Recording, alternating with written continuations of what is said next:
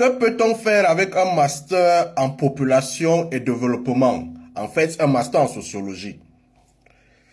Dans les pays qui se respectent, ce master serait véritablement assez utile dans le développement des villes, dans le développement des régions, dans l'étude des maladies, dans l'étude peut-être des infections, dans le planning familial. Mais puisque nous sommes en Afrique, ce master est presque inutile. C'est très compliqué, mais on va essayer de donner une valeur à ce master, mon frère. Tu n'es pas égaré? Alors, avec ce master, tu peux chercher le travail dans le ministère des Affaires sociales, premier ministère. Tu peux chercher le travail dans les ONG. Tu peux essayer de travailler le travail dans le paramédical. Il y a à peu près beaucoup de zones comme ça qui peuvent te recruter. Mais puisque nous savons que l'emploi véritablement est très difficile en Afrique, avec ce type de master, et la concurrence est véritablement élevée, je vais te proposer une idée entrepreneuriale avec ceci. Tu sais, pour pouvoir ouvrir une boutique, on a besoin d'une étude sociologique, d'une étude environnementale, on a besoin d'étudier la population et les mentalités des gens qui sont là. Pour pouvoir ouvrir un supermarché, c'est pratiquement la même chose. Pour voir si une boutique pourrait peut-être atteindre la progression, c'est la même chose. Alors, je peux te proposer de pouvoir faire les études de zone. Ce qui veut dire que la ville peut être en train de progresser et toi, tu vas là-bas, tu fais une étude de cette zone.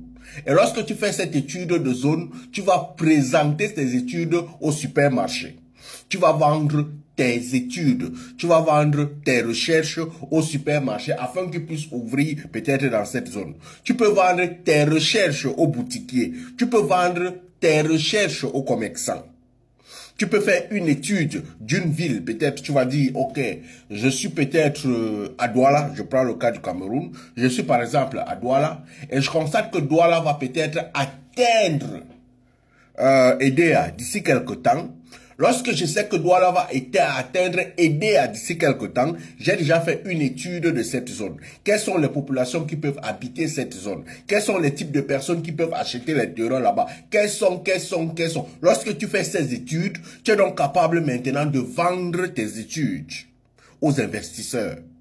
Donc, véritablement, c'est un peu légèrement complexe lorsque je l'explique comme ça. Mais il faut savoir que si tu as un peu de jugeote, un peu d'études, un peu d'entrepreneuriat, tu es capable de développer quelque chose qui est capable de te rendre largement riche. Parce que si tu vends 1, 2, 3 projets véritablement qui rapportent le succès aux investisseurs, aux entrepreneurs, autres, ça peut être des quincailleries, ça peut être des mairies, ça peut être ceci, ça peut être même des vendeurs de terrain. Si tu capable de vendre des projets comme ça, ça peut te rapporter de l'argent. Mais ce diplôme, en termes de recrutement, ça passe dans des pays qui se respectent et qui se soucient du développement de leur zone. Mais les pays qui ne se respectent pas, je ne conseille pas ce type de master aux jeunes parce que véritablement, tu risques largement chômer avec.